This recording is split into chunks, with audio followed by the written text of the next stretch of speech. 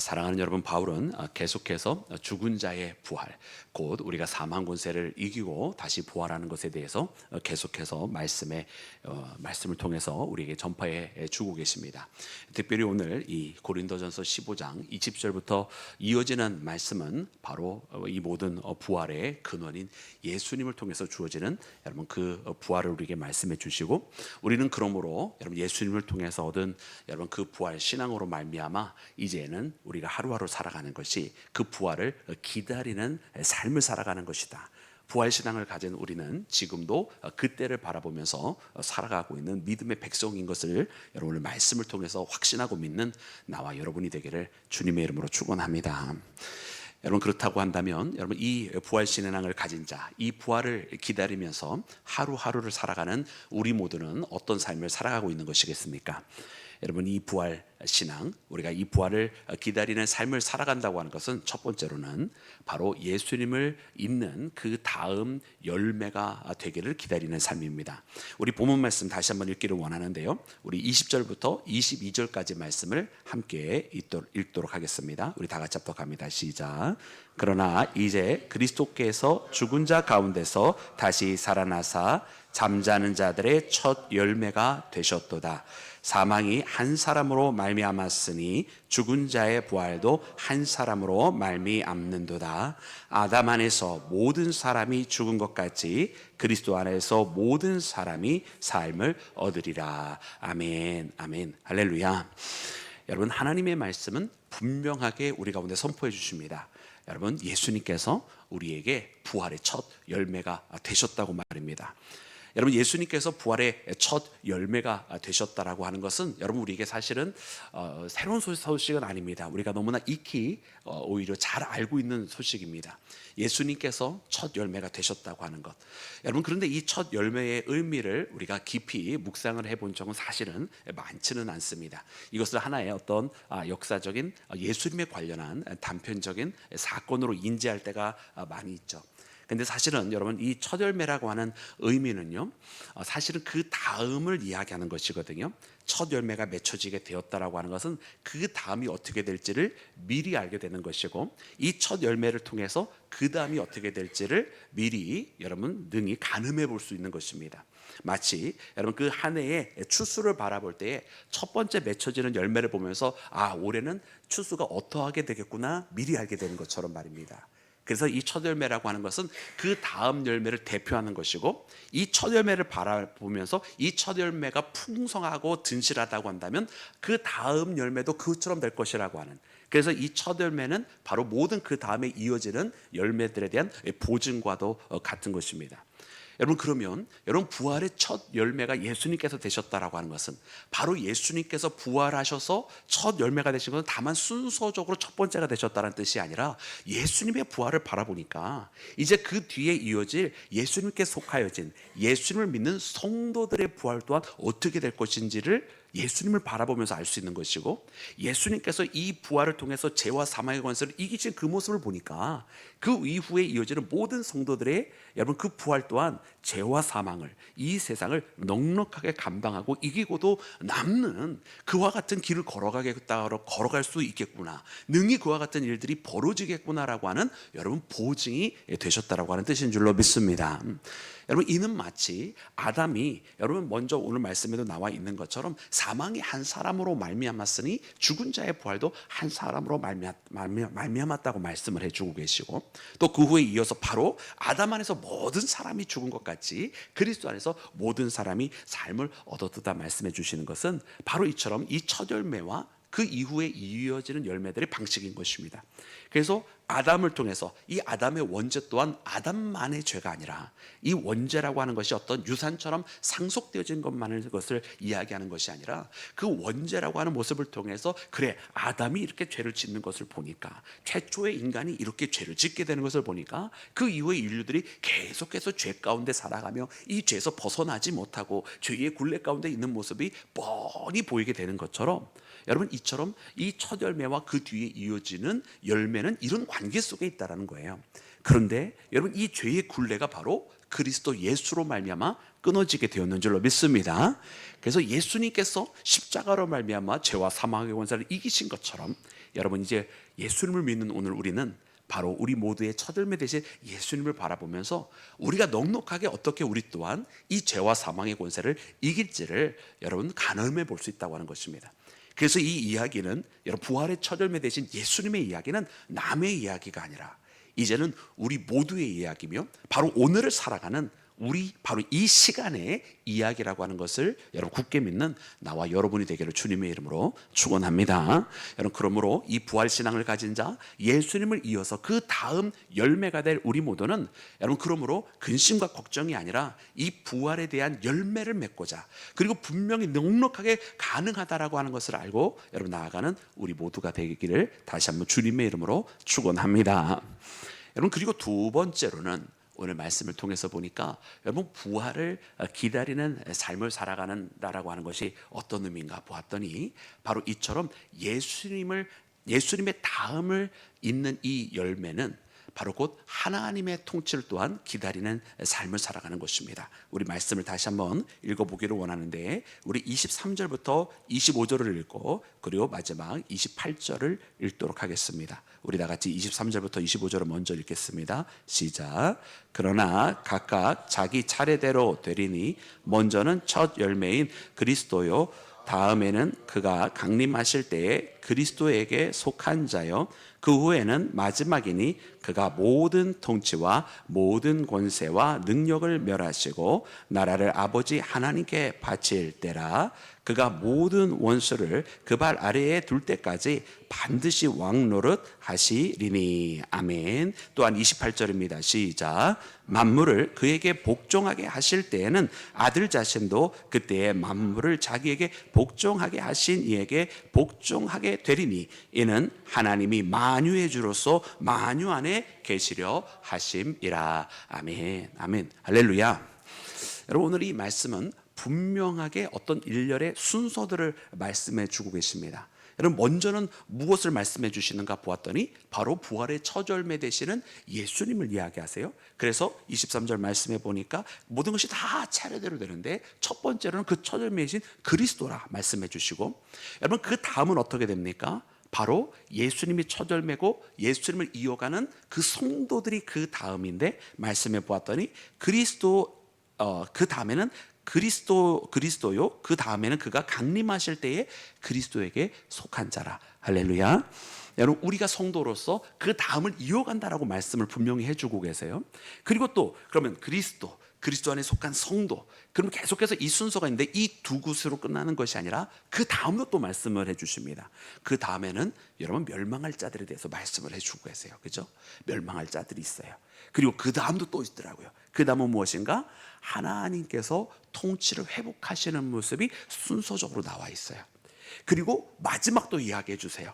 마지막은 바로 원수된 것이 멸망을 하게 되는데 바로 곧 사망이라 말씀해 주면서 여러분 오늘은 대략적으로 우리가 큰 카테고리로 이야기하면 5개의 순서를 말씀해 주고 계십니다. 그리고 이 5개의 순서가 무엇과 똑같냐면 여러분 요한계시록에서 말씀하고 있는 그 마지막 때에 대한 모습과 똑같이 그 순서가 흘러갑니다.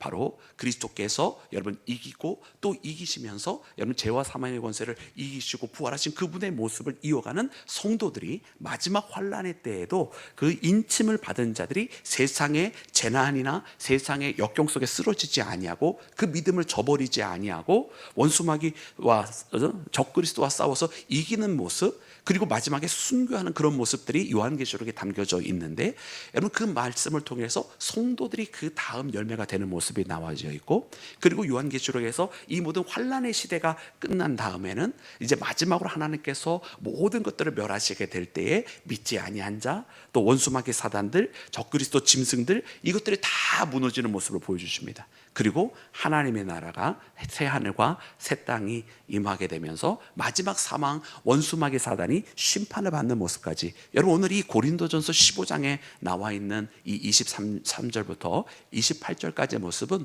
어떻게 보면 요한계시록을 완전히 추격해 놓은 여러분 서머리하고 요약본이나 마찬가지인 셈입니다. 그래서 여러분 이 모습을 보면 그러면 이 순서가 왜 있는가 보았더니 이 순서는 결국 모든 이 부활에 대한 하나의 이 부활들이 가리키는, 이 순서들이 가리키는 하나의 목적이 있음을 알려주세요. 그 목적이 무엇인가 보았더니 마지막 28절에 알려주시는 것처럼 이것은 바로 하나님의 통치의 온전한 복권이고 회복인 것을 우리에게 알려주십니다. 이 땅이 죄로 말미암아 하나님의 통치 안에 있기를 거부하고, 저 마지막 아마겟돈 전쟁을 통해서 알려준 것처럼 세상의 왕들이 주권자인 하나님 앞에 반항하면서 하나님의 뜻대로 살기를 거부하고 오히려 감히 하나님 앞에 적대시하려고 했었던 그런 이 세상이 다 무너지게 되고, 그리고 하나님께서 온전히 그냥 그분의 뜻만을 강권적으로 선포하시면서 여러분 나타나시는데, 바로 그와 같은 하나님의 통치의 회복을 말씀해 주십니다. 여러분, 그래서 부활을 기다리는 삶이라고 하는 것은 여러분 우리가 그냥 하루하루 시간이 흐름에 따라서 살아가는 것이 절대로 아니라 우리에게도 분명한 목적이 있다는 거예요.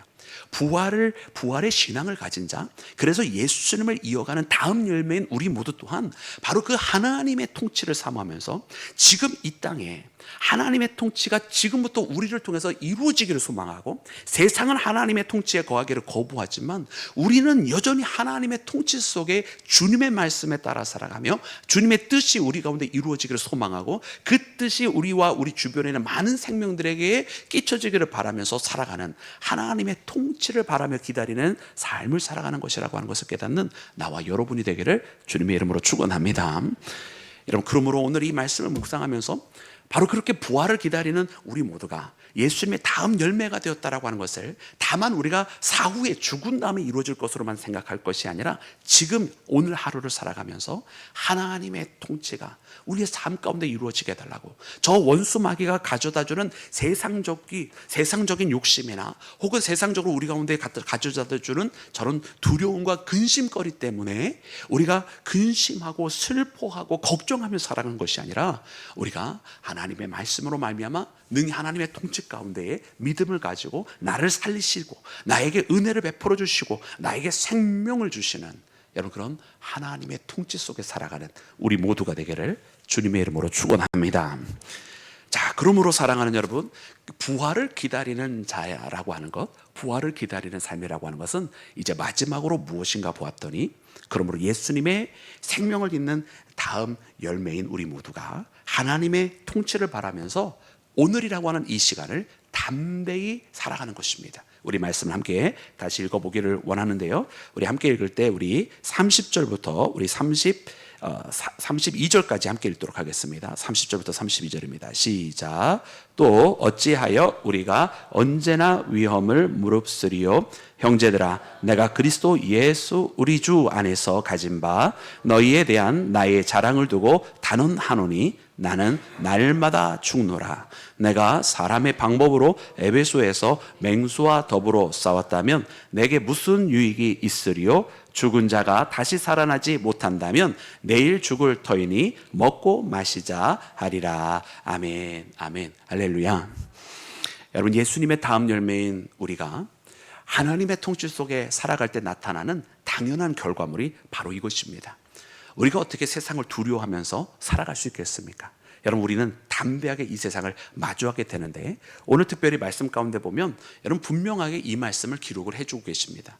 여러분, 사도 바울이 살아갔던 그 시대는 여러분 항상 환영받으며 살아갔던 시대가 아닙니다. 이때는 많은 그리스도인들이 믿는다고 하는 그 이유 하나만으로 핍박을 받던 시대입니다. 그래서 오늘 말씀 같은 경우에 보면은 여러분 이 30절 말씀에 우리가 언제나 위험을 무릅쓰리요 하면서 하신 이 말씀이 뭐냐면은, 여러분 이 어찌하여 위험을 무릅쓴다고 하는 것은 안 당해도 되는 것을 당하게 되는 것을 이야기하잖아요. 그러니까 예수 그리스도를 믿는 이 신앙은 자기 이 신앙으로 말미암아 위험을 감수한다라는 뜻이잖아요. 근데 그만한 이유가 있다라는 거예요. 내게 생명의 위협이 있는데 내가 왜 이 생명을 무릅쓰겠느냐는 거죠. 그 이유는 무엇인가? 지금 나의 이 생명보다 너무나 중요한 것이 있다. 그리고 이 땅에서 내가 누리고 있는 이 생명보다 영원한 그 생명이 있다라고 하는 것을 말씀해 주고 계시는 거예요. 그리고 31절 말씀을 보면 나는 날마다 죽노라 말씀하고 계시거든요. 여러분 이 말씀을 굉장히 상징적으로 우리가 해석을 할 때도 많이 있는데, 여러분 이것은 사실은 이 고린도 교회에 보낼 편지를 보낼 때는 사실은 이 상징적으로 내가 내 속에 있는 나 자신을 죽입니다 이런 뜻이 아니라, 나는 날마다 죽노라는 뜻이 무슨냐면 내가 하루하루 복음을 전파하면서 이 길을 걸어가는데 하루하루 증거하면서 살아가는 이것이 날마다 죽을 위험을 무릅쓰며 살아간다는 이런 뜻이에요. 여러분 이렇게 죽을 위협을 무릅쓰면서 순교하게, 그것은 바로 예수 그리스도를 통해 주신 이 부활이 그 어느 것보다 귀하고, 그리고 내가 이 땅에서 죽은 다음에 그 다음이 없다고 한다면 굳이 이런 일을 걸어가지 않을 테이지만, 그러나 우리에게는 분명하게 우리 죽음 그 너머에 무엇인가가 확실하게 있기 때문에 이 길을 걸어간다라고 하는 것 아니겠습니까? 그래서 32절 말씀에도 보니까 내가 사람의 방법으로 저 에베소에서 맹수와 싸운다 할지라도, 여러분 이 맹수와 싸운다고 하는 것이 아마 여러분들 그 글라디에이터 같은 그런 영화를 보신 분들은 알겠지만은, 여러분 그때 당시에 이렇게 포로들을 잡아다 놓고서는 유흥을 즐기는 방법 중에 하나가 무엇이었냐면, 여러분 이 사람들이 글라디에이터라고 해서 서로 막 이렇게 노예들을 갖다 놓고 이렇게 전투, 이게 싸움을 붙였어요. 그래서 그것을 보면서 사람들이 마치 오늘날 우리가 뭡니까 UFC 뭐 이렇게 격투하는 걸 보면서 사람들이 유흥을 하는 것처럼, 그때 당시엔 조금 더 잔인한 방법으로 실제로 무기를 들고 싸움 같은 걸 시켰단 말이에요. 그런데 그리스도인들의 핍박을 하려고 하다 보니까, 여러분 이 로마인들이나 또 로마 권역에 있었던 그 제국에서 어떤 일을 했냐면, 이 그리스도인들을 잡아다 놓고 사람 대 사람으로 싸움을 시키는 것이 아니라 여러분 맹수하고 싸움을 붙여놓은 거예요. 그러니 여러분 이 맹수하고 뭐 사자나 여러 가지 포악한 들짐승과 싸우게 하는데, 여러분 사람이 이겨낼 수 있겠습니까? 거기서 잔인하게 찢겨 죽여지는 거겠죠. 근데 그렇게 그 죽어지는 그 순간을 사람들이 보면서 유흥거리로 삼고 있었던 그런 핍박의 시대가 있지 않았습니까? 지금 사도 바울은 바로 그 구체적인 순교의 순간을 이야기하는 거예요. 내가 바로 에베소의 맹수와 더불어 싸운다 할지라도, 만약 정말로 부활이 없고 이 땅에 있는 것이 전부라고 한다면 우리가 굳이 그런 일을 어떻게 할 수 있겠느냐라는 이야기를 하는 거죠. 차라리 만약 부활이 없다고 한다면 이 땅에 우리가 남아있는 이 시간 동안 잘 먹고 잘 살자라고, 마치 오늘 이 시대에 많은 젊은이들이 이야기하는 것처럼 욜로로 그냥 지금 한번 사는 인생 그냥 마음대로 살자, 이렇게 하지 않겠느냐고 이야기를 하는 거예요. 근데 그것이 아니다. 왜냐하면 이 땅에 살아가는 것이 전부가 아니고, 분명 오히려 이 땅에 있는 것은 우리가 잠시 있는 장막에 거하는 것일 뿐, 우리는 분명한 영원이라고 하는 시간을 저 하나님의 나라에서 하나님의 집에서 주님과 함께 살아갈 보다 복되고 영원한 것을 위해서 우리는 살아가고 있는 것이라고 하는 것을, 여러분 지금 우리 모두에게 전하고 있는 이 바울의 이야기를 듣기를 주의 이름으로 축원합니다. 그러므로 이 부활 신앙이 있기 때문에 우리가 오늘을 담대하게 살아갈 수 있는 거예요. 오늘 있는 우리의 근심과 걱정거리가 전부가 아니고, 이것 때문에 내가 무너지는 것이 아니고, 나에게는 영원히 주님과 함께 거하는 참된 생명이 있기 때문에 오늘 걱정과 근심이 아니라 주님 안에서 확신을 가지고 주님 안에서 이 또한 지나가리라 하고 견뎌내면서 주님의 은혜 속에서 날마다 살아가라고, 그 부활이 우리에게 힘과 능력이 되고 있지 않냐고, 예수님의 부활의 그 첫 열매 되심이 우리에게 보증이 되어서 그 다음을 바라보게 하시지 아니하였냐고, 예수님께서 십자가의 죄와 사망의 권세를 이기시고 부활하신 것처럼 오늘 저 에베소에서 맹수와 더불어 싸울 수밖에 없는 처참한 우리의 현실이 있다 할지라도 그 참담한 현실을 이겨낼 수 있는 보증이 바로 예수님께서 되어주시지 아니하였느냐고, 바로 하나님의 통치 속에서 예수님의 다음 열매인 우리가 이 부활을 반드시 믿고 살아가야 된다고 전하는 여러분 이 바울의 목소리를 듣는 나와 여러분이 되기를 주님의 이름으로 축원합니다. 그러므로 깨어 의를 행하라 말씀하십니다.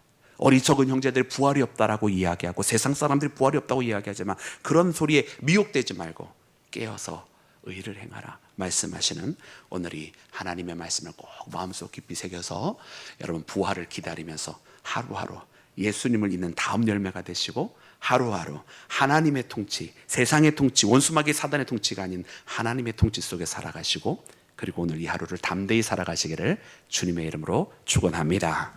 우리 함께 기도하겠습니다.